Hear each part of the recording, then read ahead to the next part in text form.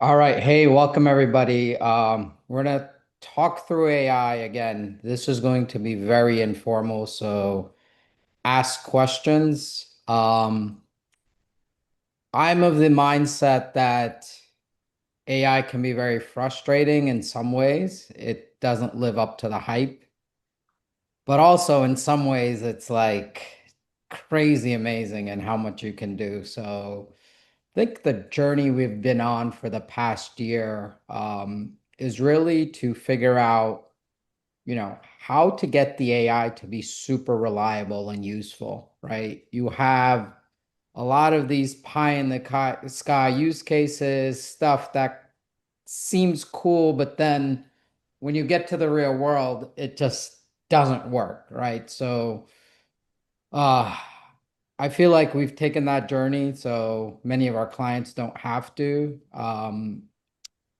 I'll be walking through multiple use cases, and as stuff comes up, if you've done something relevant, please go ahead and, chime in or, ask a question if you need to. Uh, I don't know, if everybody is an expert in AI, so I'm assuming everybody is not. So I'm going to start at, a very basic level. So apologize for those that, where the initial, parts of it may be a little bit uh, remedial for some folks, but I'll start with the basics. And really, this is all about, applying AI in a very specific role. So assume that you're either working at the plant or you're in corporate and you're somebody that's working with a lot of data and a lot of documents, right? So we're not talking about, vision AI where you're doing, looking at drones that are looking at transformers or lines, et cetera, any of that. Those I feel like very specific. This is more related to what I call knowledge work. That's what we're going to go into.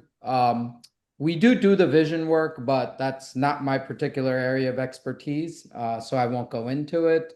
If you do have questions on the vision work for AI, though, Adam can get you in touch with one of our experts. So that said, I'm going to get started. Adam, can you see the slides? Okay. Yep, that's great. All right, great. So, all right.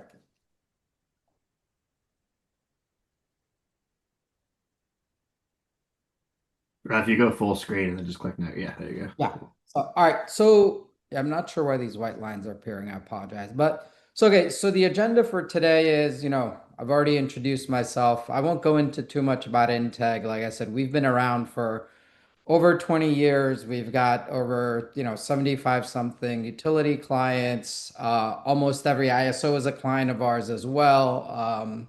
We've got a bunch of cooperatives, a bunch of O&M providers as well.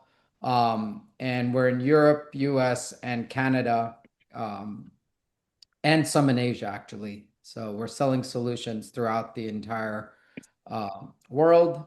Uh, so we'll talk about, what the data limitations and opportunities are for AI today. And this is from real world experience that we're going through. And, I would love for other folks to chime in as to where they are.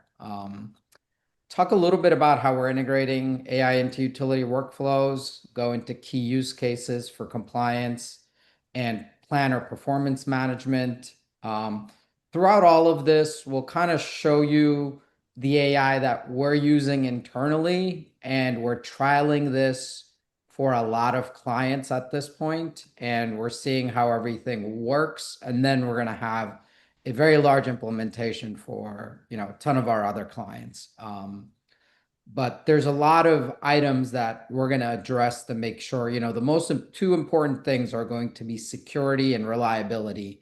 Because if the AI is not secure, if it's not reliable, it's not going to be worth using it, especially in the utility sector. And then Adam can talk a little bit more about this post-event networking with the peers. Um, Sorry. So just again, Integ, we have a fairly large set of installations with over 100,000 plus megawatts managed, 14,000 plus users. We've been around for over 25 years. Um, So really, you don't need AI, right? Unless you have a problem. So let's talk about the problem statement. And again, this is from us in Teg, where we're doing solutions for, tons of clients. The folks that are at the client site, depending on the role, they may have a different take on this or a different nuance. So I'd love to hear this. But really, the problem that we see, number one is just there's a ton of data out there, right? But to be able to access the data even is a challenge, right?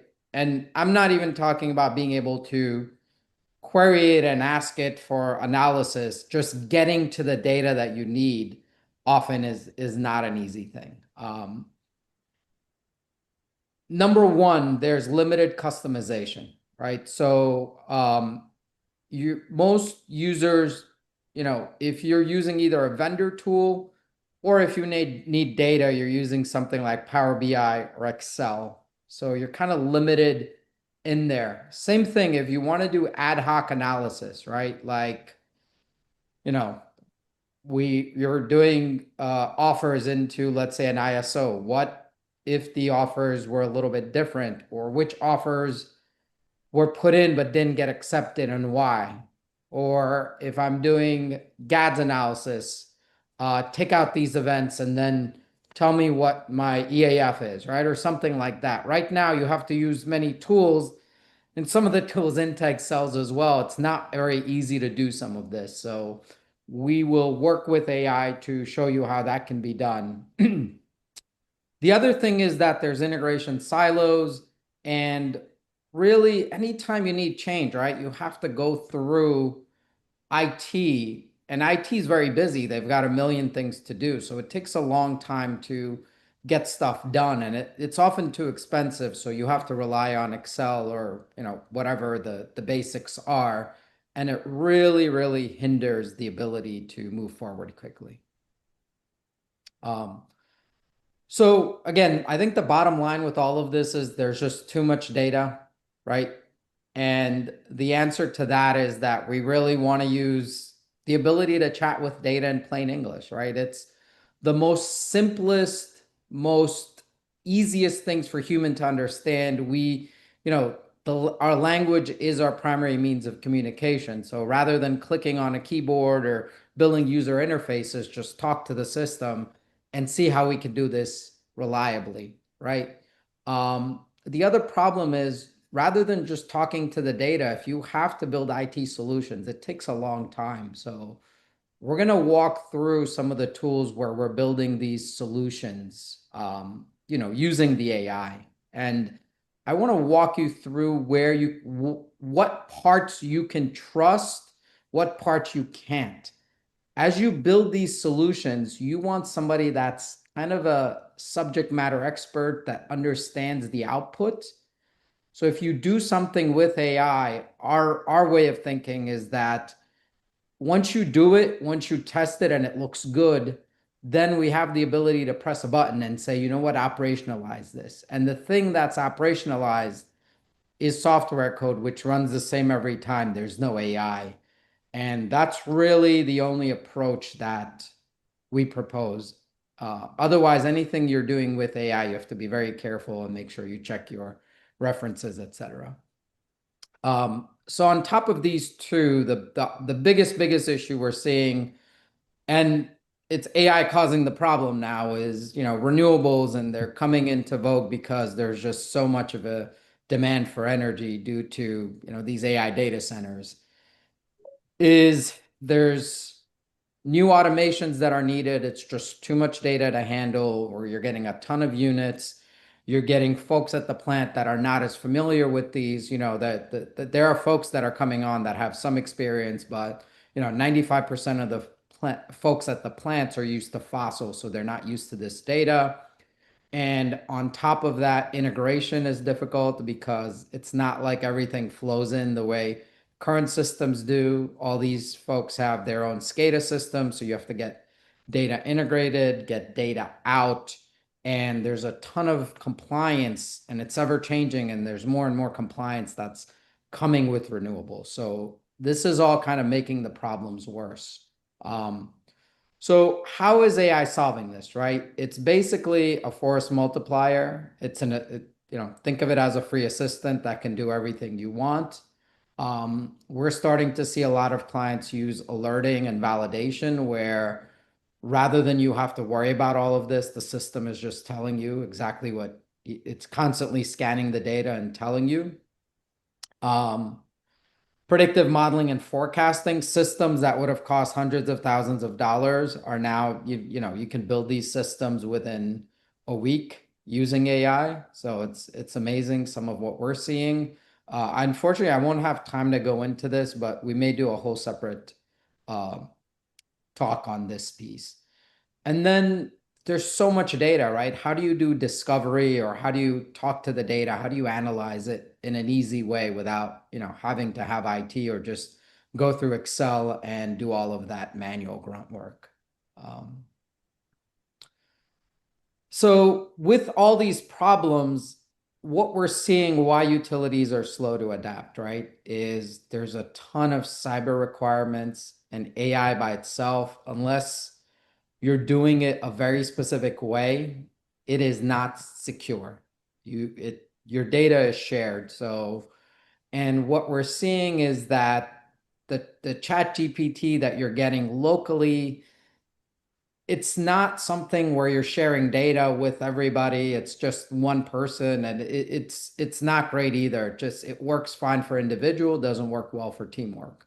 Um, so you can't really share data within those, and you have to architect these solutions from the ground up for security and data governance. Um, and then the last thing we see is that often groups have very specific needs, but at this point, there's a lot of enterprise AI solutions being built, and they're too generic for most of the use cases that, folks need. So we're really concentrating on creating AI for each group, right? Because the enterprise is made up of each group. And I like to kind of show this graphic here that, for the group AI, you have all of your data sources, your group data, spreadsheets, access you have to APIs, market data, documents. You could have Pi, enterprise data lake. If you're able to chat with your data very easily, right? Then you can do ad hoc analysis. You can get data. You can ask it for strategy. You can ask it for anomaly forecasting. You can even ask it to create applications. And then when you're ready and this is what I call the review period. You have to make sure this works well. If it works well, then you can operationalize it. You can have dashboards, you can have workflows, alerts, all of this stuff that's operationalized um, in a very easy way. So we'll show you kind of how we do some of this with just a few clicks where, we're building applications that took us a month to do within, a few hours. And again, if there's any questions as we go through this, let me know, please, and I'll walk through this. All right, so our goal is that we want to raise the bar with just really AI powered interactions, right? Where you all, as IT, as the analyst, as the manager, whomever it is, right? You're able to interact with this software, right? And really the job of this software is to make your life easier, not more difficult. And we have to be careful how we go about this. And we're actually seeing some great results, but you have to do it in a very specific, structured way to be able to get some great results. So really the challenge, right, is that it's seen as a solution end users need much more, more than the functionality, but what we propose is that you want a general solution that's trained on the utility knowledge and can really help you talk to your data and documents and can help you create solutions, right? So, for example, be able to do data analytics, be able to do forecasting with it, build even more complex solutions. So, we have folks that are doing solutions for settlements. They're looking to find out, when the ISO has curtailed them and what those costs are. We have folks doing simulated dispatch solutions, stuff that again would have cost hundreds of thousands of dollars. We're working on compliance where we're using what's called a document writer to write RSAWs. We're just starting this project. It's going to be a long project, but the implications are amazing because, some of this stuff, it takes like 3,000 hours of work internally to write all the documents and everything that's needed. And if you can replace, I think we could probably replace 80% of that, then rather than, running around trying to create all of this stuff for compliance, you can actually let the system do it, take your time, check it, make sure it's proper. So, you don't have audit or other fines or issues. Now, the last thing I want to kind of walk through is that when I talk about this, people are like, well, I have ChatGPT or I have, Copilot or any of this stuff. What I really want to have folks understand is those systems are very, very limited in terms of data governance, data sharing, being able to actually get to your data, directly. The systems that we're actually asking folks to implement, they're going to go live to your data and do whatever you need. So you're not, using going to system X and getting spreadsheets and doing this or doing that. And you want to be able to deploy it at scale across the org, right? And the goal is to, accelerate work or give you recommendations on how it can actually help you do things better or things that you may not have even thought of. So I'll do a quick pause. Let me know if any questions before I move ahead with this.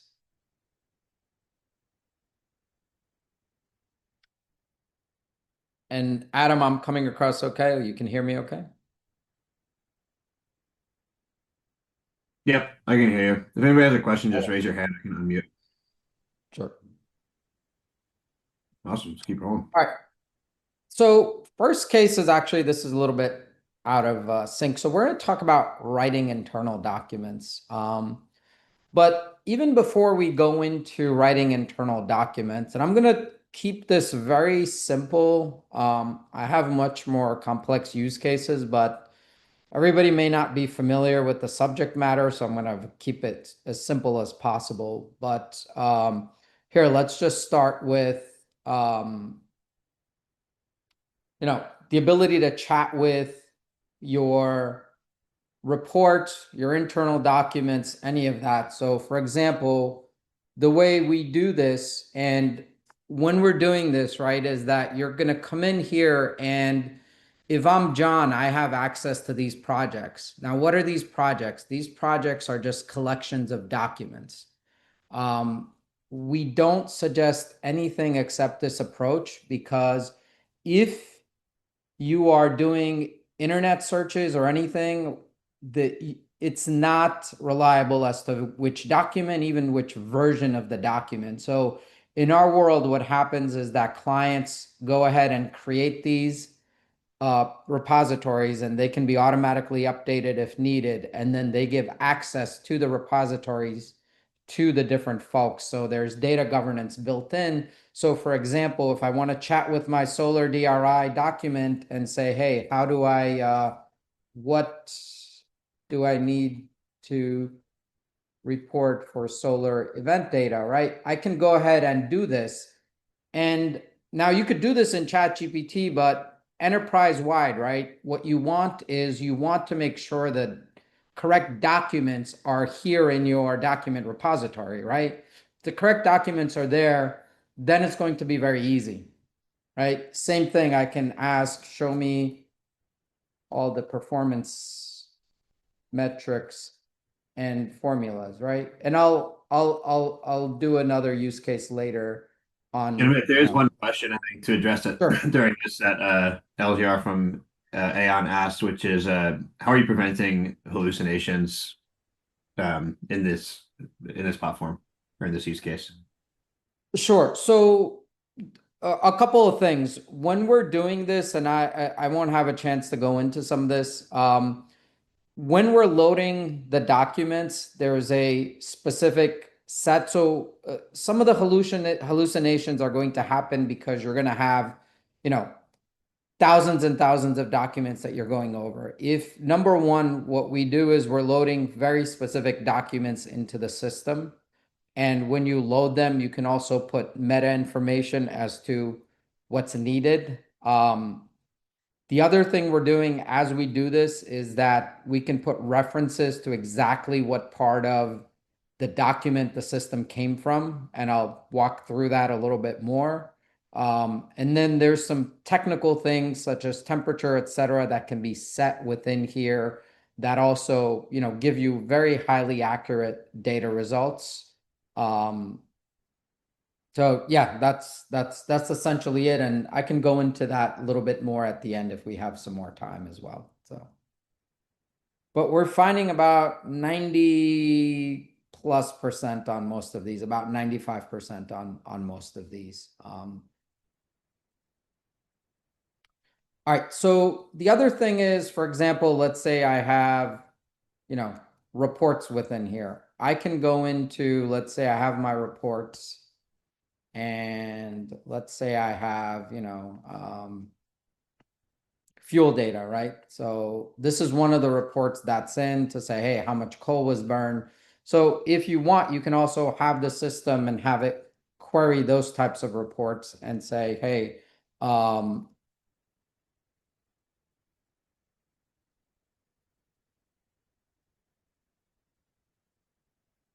right? So I can ask it that question and it can go and get that information as well. And then as it gets it, it'll tell you that, hey, I got it from this document. So if you have a ton of documents, you can ask it to go ahead, and do that. And then I can also say,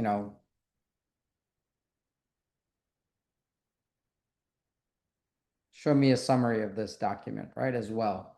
But as you can see, this is all fairly quick. Thing is that, let's say it's John who's there. He is not going to be loading document. He's not going to be doing anything. He just has two things. He selects which knowledge store makes most sense for him, and he can select across multiple knowledge stores, and then he's going to simply ask the questions based on that knowledge store. Now, we're also putting in something called feedback so that if you get a result that's not good, then the system will automatically review it, and there's a feedback analysis to check it. And so it can review. And next time somebody asks the same question, it will ask more questions to say, hey, did you mean this or did you mean that? So we're building that in also as one of the things to get to, we want to get to like 98% reliability with this. That's our goal. So again, this is just a better version of what you may be using for ChatGPT. It has the data governance and everything built in here. So, all right, now, I was going to say, I think something that, at least in my experience talking, not just with the customers at Integ, but other folks who are implementing technology is very generically is like, think about how the actual end users interact with this stuff, right? We see some incredible technology, especially here in the Bay Area and at these Green Innovation Hub events. But I think when you actually go to the plant or the utility and say, "Hey, let's implement this," and they look at it and say, "I don't think that my maintenance team of 60 to 70-year-old guys are going to get in and do all this hard work to try to find the data, even though the data is incredibly useful, making the interface very easy." And I think to LAR's point about the hallucinations, make it very easy to like click in and double check if you think something is wrong. That's kind of where the power is in this stuff. And it's where I always tell people like, hey, when you're implementing something that's very complicated, start with like the most simple line on AI chat like this.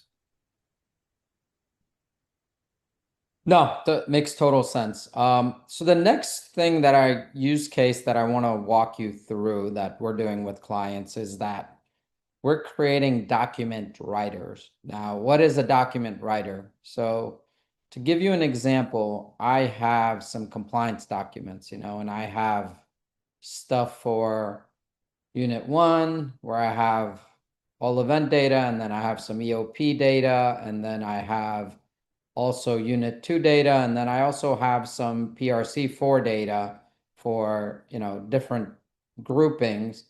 And what I'm telling the AI to do is that create 3 sections, okay? And the way I'm doing this is that within the AI, I'm telling it here what I want in each section, right? So I said, create a header for me with this.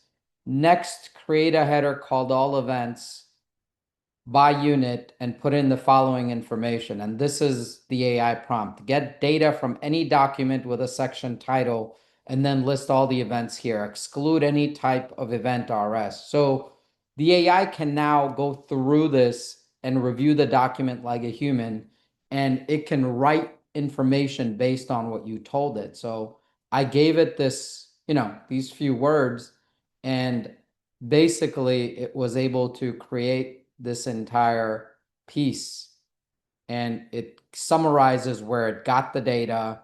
And then same thing for EOP 12. I told it that, hey, go to the documents. This was the prompt, sorry. This was the prompt. Can you show data from this section? And if there are no events, put that this unit does not have any to EOP 12 events for this period. So this unit 1 had data, unit 2 didn't. So it put the language, of course, now it added in contrast to unit 1. If we don't want this, then we have to go back and tell it that, hey, don't just put this, don't put any additional.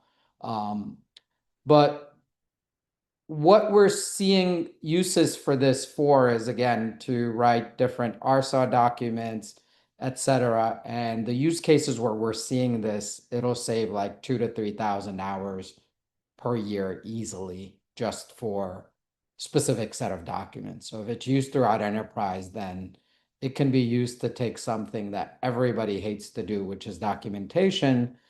And the thought with this is that this is still not 100%, reliable. So, but if you're having, let's say you have 50 power plants and you've got to put together, RSA documents for, 20 different directives, well, that's a ton of documents, right? So if you're creating hundreds of documents, if the documents are already created for you, then you can go check the sources and verify rather than having to write all of these. So it's taking, basically in our research, it's showing that it's cutting down the actual time by 80%, and it's actually increasing accuracy. And most important, the tone and of documents is very similar. What you see right now is that one plant or one person does this document and then somebody else does a different one. They can look very much alike because just the writers were different, even though they're supposed to be very similar. So just wanted to point that out as well.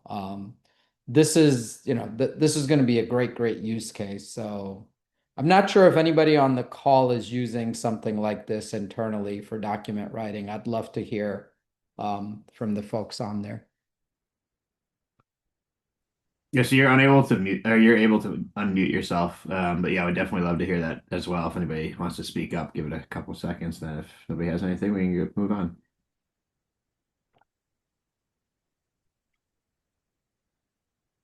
Sure. All right, great. So let me move on. And actually turn the video off so it's a little easier to walk through for everybody.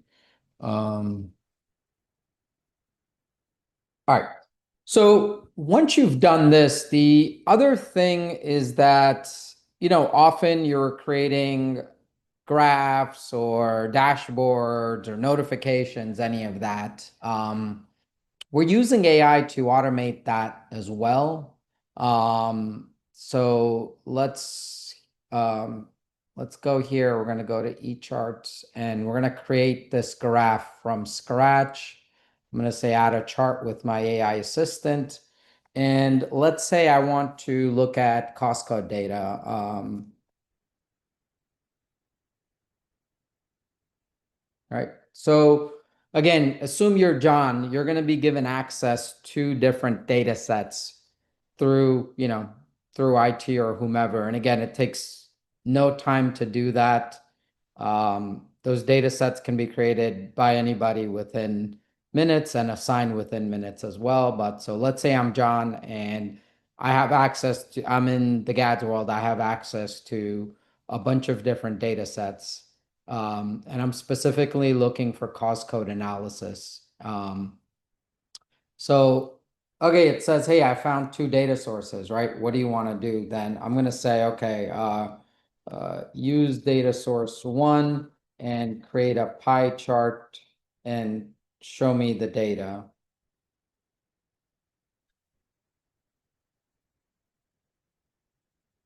All right, so it said I found cause group and cause group top 10. So I want to understand actually what data or what columns are within that data set. So again, I may have access to hundreds and hundreds of data sets rather than going through manually, or I may not even be able to do it because I don't have the technical expertise. Um, the system went ahead and it said, hey, this is the data set. It's got component, loss capacity. I didn't actually ask it to create a chart, but it did it. Now, I'm really not happy with this chart, so I'm going to say show me. And what it's doing is for each item, it's showing how much loss capacity was.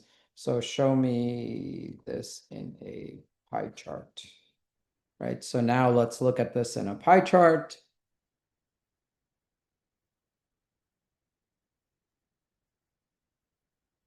And again, the beauty of this is that whoever it is that's using this, they will only be able to have access to the data that they have access to, right? So now if I want to save this, I can save this as, AP1, let's say, and then I come in here, I can go to my dashboard, and add it, or I can say, you know what, I don't like this. I can go and say, can you change the data source to cause code uh, top 10 or something? And then it can go back and update it based on those as well, because I may think that I don't want all of these. I just want the top 10. And then I can go ahead, save this, and then I can go ahead and add this to my dashboard as well. So again, the whole goal is that you're able to have somebody that knows and understands the data, right? Because if you don't know the data, you shouldn't be doing this. If you do know the data, you don't have to be technical, right? Whatever you saw, I'm using English. So now it's just showing me the top 10, right? And I'm saying, oh, wow, okay, I like this. And now I can say, if I want to add a label, I can change any of this, but I'm just gonna save it again. And then what I can do is in my dashboard, I could say add dashboard, test 1, and then I want to add my chart here. And okay, AP1 is the chart,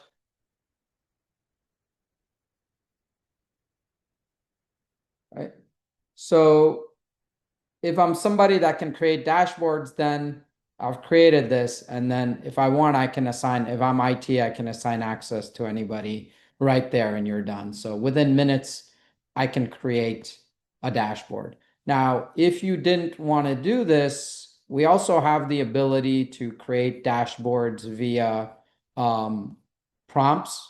So the way we're doing this is that anywhere within the dashboard, you can go and give it a prompt. And for this one, I'm going to cheat a little bit because these get a little bit complicated. So I'm going to use, uh, a prompt to tell it exactly what I want because it'll take a while. It's something that's called my report. I want to show generation data outage. I want to show plan availability. And I'm going to give it the information and see what it can do. So it came back and it said, hey, I created this dashboard for you. Go ahead and open it. And let's see. Hopefully it did it. Okay. So yeah, it did most of what I asked it to. Um, Kind of messed up the ordering here. But once this is created, this is like Power BI. You have the ability to go ahead and edit these. So you can go ahead and change these, and I can go ahead and, change the column header, or, if I don't want, attempted starts, or I don't want failed starts, I can go ahead and get rid of them within here and refresh and see what needs to be done as well. So again, the whole thing is this could have taken, days to create, right? But we just created these in minutes, and we can now, once this is done, I can operationalize this within minutes as well. Right? So boom, that's it. I can create this and give access to hundreds of users.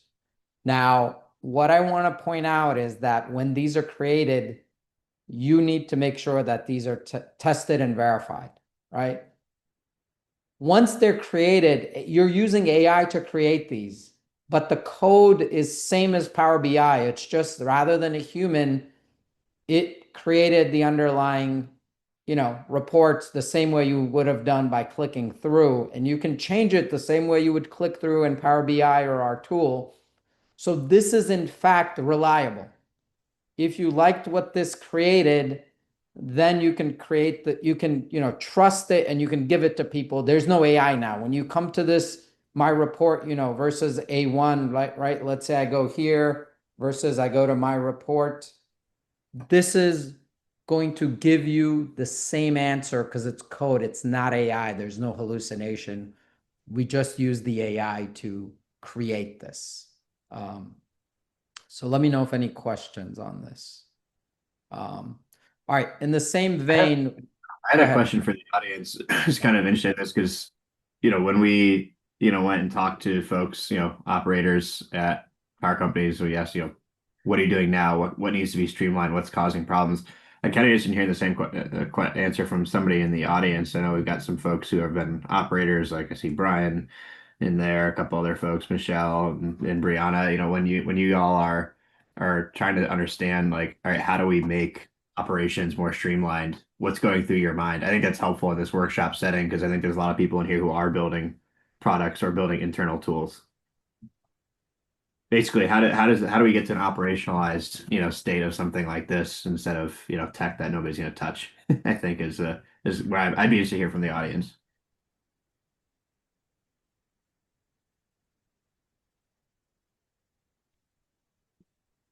No, okay. Well, I will ask people during the breakouts later then, because I want to know the answer Um, to that. all right. So one of the other things that I want to show is that we're also using the AI to, do different types of notifications, alerts, scanning systems for data. So one of the things that, was a good example that we have is this solar pi tags, right? Um, Often we have problems where you get a bunch of these pi tags and the systems use them, but sometimes they just kind of go bad. And it's hard because we use hundreds of tags, right? So what this does is it checks pi and says, hey, if you haven't updated these for more than an hour, then I'm gonna, you know, report these, right? So we use the AI to actually create this alert and have it send it out. And this is in our tool what the AI created. And we have containers for all of these, the same way you saw for the dashboard. So if you ever want to modify anything the AI did, then you can go ahead and, modify it. So if I'm in AI mode, then one of the things I can say is, you know, uh, please tell me what this workflow does, right? So also any of the stuff we do is self-documenting. So if you've built all of these, then you can actually press a button and have it document itself. And you can use it for internal documentation, or we have a way to create inventory of everything using this for documentation. So it went ahead and says, yeah, this monitors solar PyTag data, identifies units that haven't been updated recently, and sends an alert. And say, who does this alert? So I can ask it, questions without having to go into the code. Um, so even though AI wrote the code and we tested it and we know it looks great, if you have questions afterwards and you're not as technical, then you can go ahead and do this. Or I can even say,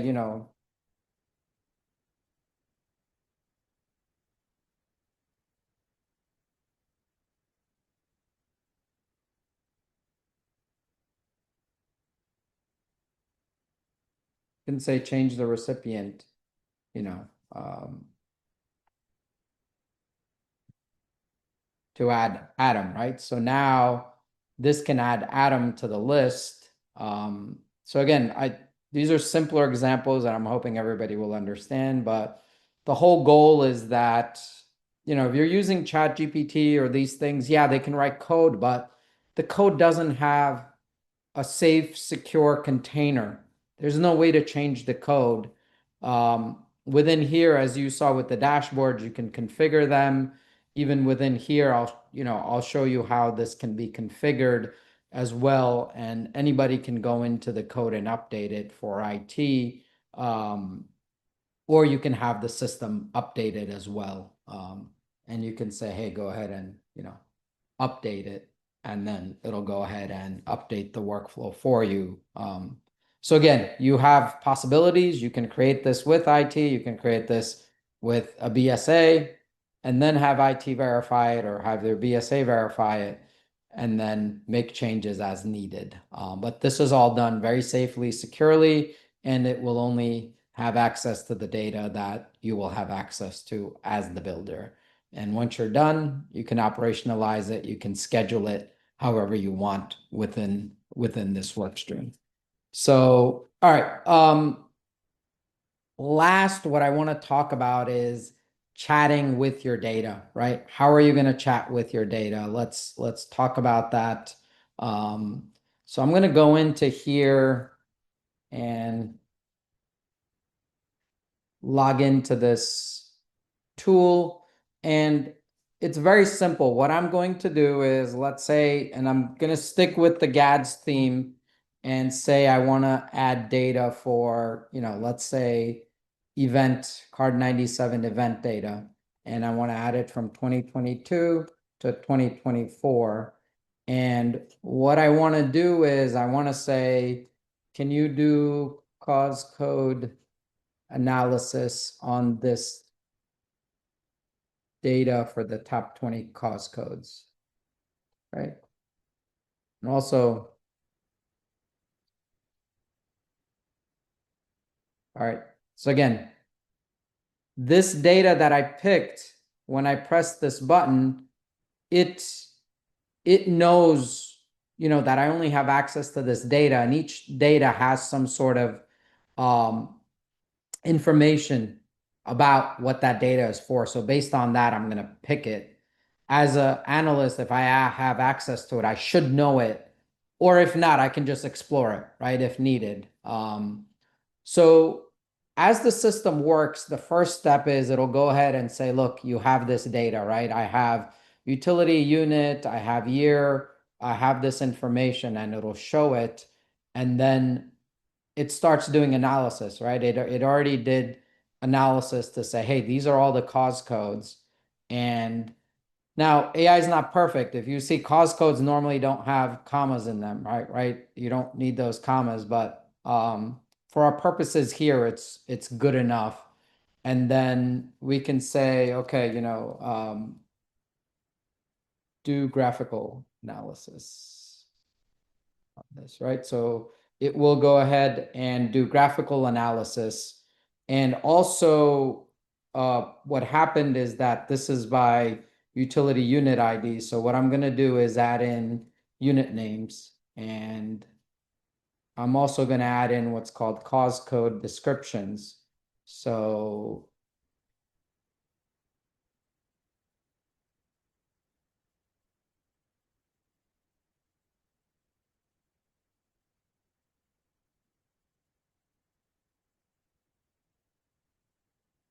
All right, so again, I'm just chatting with it. I can have it do what I want. The system is going to go ahead and do this work, right? And as you do this, we can also add in what's called knowledge.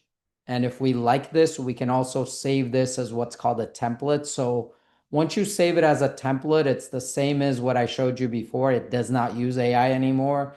It just follows the same path that you followed in this chat. So if you did something, and this could be analysis, or you could tell the solution that you want to build a forecasting and you give it the rules and you test it out. You can go ahead and save it. Now, again, what I want to point out is when I do this data set, it is going live to your data and getting it. This is not ChatGPT. This is not saving a version that you uploaded. It is going to save exactly what you did. And then it says, hey, look, I have, these are my things, right? So what I can do now is I could say, I want to add in knowledge to say, I'm just going to call it my knowledge or cause knowledge. And what I'm going to put here is that, um,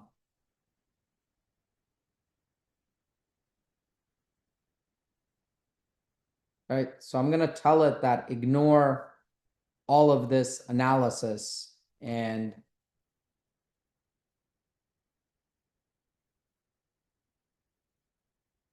right, because I don't want it to use decimals. So once I do that, I can once I apply it, then I can ask it to go ahead and do that again. Whatever that knowledge was, I can go ahead and have it use that knowledge going forward. So if I go ahead, I applied the knowledge with it here, and then I can say, can you perform the analysis again using the applied knowledge? So then it's going to go back. And the reason why I'm showing this, why this is important, because the groups have group knowledge, right? You guys have accumulated so much knowledge. As you're doing this analysis, you can, rather than training the system, which is very expensive and difficult, you can add your group knowledge and the system will understand to say, okay, when I do this analysis, I should use these specific rules. So it's a very, very powerful way of doing analysis and whatnot.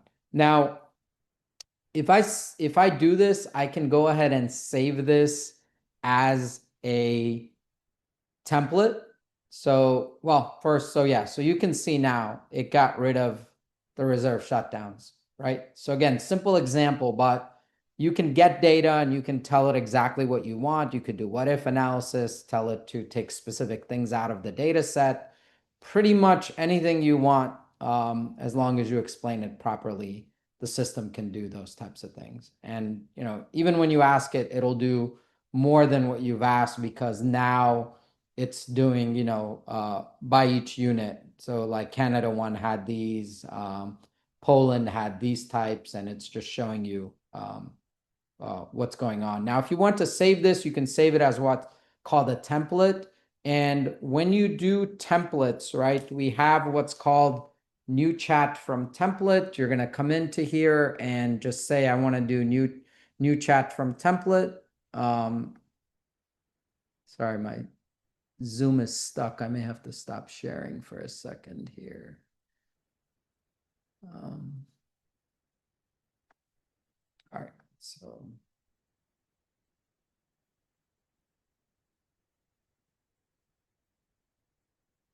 All right, so I can come in here and say new chat from templates, and let's say I've got a gas power plant template. All I do is I'm just running it. This is similar to running a dashboard, and it's going to give me all these solutions. And let's say now I have an EAF template. And by the way, all of these templates were created by just telling the AI solution what rules we want. And some of these can even have, you know, input. So for example, for this EAF template where I'm doing some EAF forecasting, I can either put in the unit name or unit IDs, depending on how you want to do this as well. So, um, one second.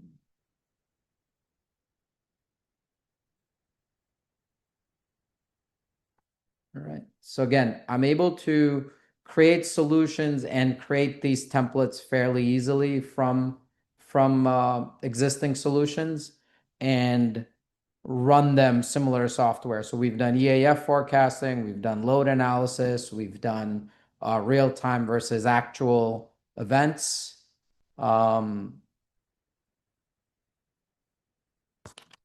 So yes, let me know if any questions. I think we're close to the end, Adam, correct? Yeah, so in a couple minutes, we can go into our networking group. We have two breakout rooms, one with me and one with Amit, where we can just kind of chat, hang out, have a coffee, ask questions, and get kind of into deeper topics. Um, so yeah, if anybody has any topics or questions they want to ask before we jump into those, I see there's a couple of chats. I can take a look. Um, I think Bert had a couple of questions. Bert, I think in the breakout group with Amit, I think hopping in there would be a great place for that. But Amit, if you don't have anything else, we can get those networking breakout rooms opened up for people to go into. Yeah, I think I was kind of running behind based on everything, but that's fine. Yeah, we can end it here. I think folks get an idea of, what we're doing, how we're trying to do it.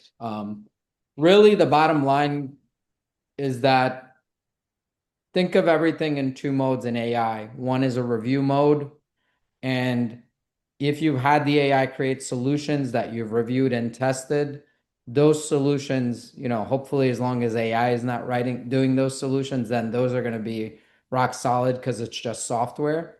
But you have to make sure it's manageable or it's in a container that's safe. Um, and then you can have other stuff like where you're having the AI write the documents, but somebody still has to review it. But, rather than taking 2 to 3,000 hours per year, if it's taken 500 hours versus 3,000 hours, I'll take that all day because it's saving me 500 hours, right? But it still means there's human review. So it is not a magic bullet or a magic pill, but there are many use cases where it's amazing and very useful. So Well, awesome. Yeah, so everybody, why don't you go ahead and join networking group. Amit, jump in yours there. Just go into the breakout wait, group button. sorry, Adam, what am I doing here? Breakout Just rooms. everybody go in the group breakout group button at the bottom. I think it's just called breakout rooms rather. And yeah, Okay, join a room Mitch there if you want Patel. to. Yep. Okay. If you want to get deeper into the AI conversation with Amit, if you want to talk about what's going on at Great Innovation Hub, hop into mine, or if there's somebody else in the group that you want to chat with, you just want a smaller group to do it in, there's two open rooms as well. I will start to assign people if they aren't going in. So if you just suddenly disappear into one, that's no problem at all. That's just me moving you around. So yeah, we'll see you in there.